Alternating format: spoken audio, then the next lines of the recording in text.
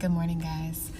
I am still reading Job, and I'm going through 32 through 33 right now, and I've highlighted some stuff. There's like a lot of wisdom in these two chapters, so I want to talk about it. What's happening is Job's three friends have been basically arguing back and forth with Job, and no one is able to refute him because Job is righteous in his own eyes. So Elihu, the son of Barashel, he's angry because Job has justified himself rather than God, and he's angry at Job's friends because they all failed to refute him, but they condemned him. So starting in verse 7, he says, I thought that age should speak, and maturity should teach wisdom, but it is the spirit in a person, the breath from the Almighty, that gives anyone understanding. I'm hopping around a bit, but he says, I paid close attention to you, and no one proved Job wrong. Not one of you refuted his arguments, so do not claim we have found wisdom. Let God deal with him and not man. He then confronts Job and says, I'm going to open my mouth. My tongue will form words on my palate. My words come from my upright heart, and my lips speak with sincerity what they know.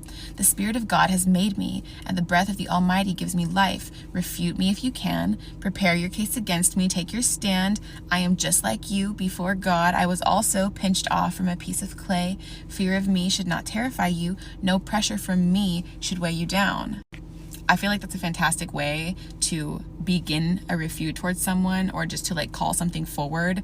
I just love how he said that, and I wanted to mention it.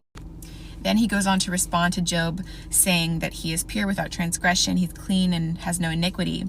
He says, I tell you that you are wrong in this matter. Since God is greater than man, why do you take him to court for not answering anything a person asks? For God speaks time and time again, but a person may not notice it. In a dream, a vision at night, when deep sleep comes over people, as they slumber on their beds, he uncovers their ears and terrifies them with warnings in order to turn a person from his actions and suppress the pride of a person. Then he goes on to talk about how God wants to spare people from the pit, and there's a prophecy about Jesus on the back of this page. So he's basically saying his flesh wastes away to nothing, his unseen bones stick out. He's talking about people like Job, right? He says, if there is an angel on his side, one mediator out of 1,000 to tell a person what is right for him, and to be gracious to him and say, spare him from going down to the pit, I have found a ransom. Then his flesh will be healthier than in his youth, and he will return to the days of his youthful vigor. He will pray to God, and God will delight in him. I just keep thinking about how Job's situation would have changed if Jesus was around. I love how even before Christ shows up, all of the Bible points to Christ.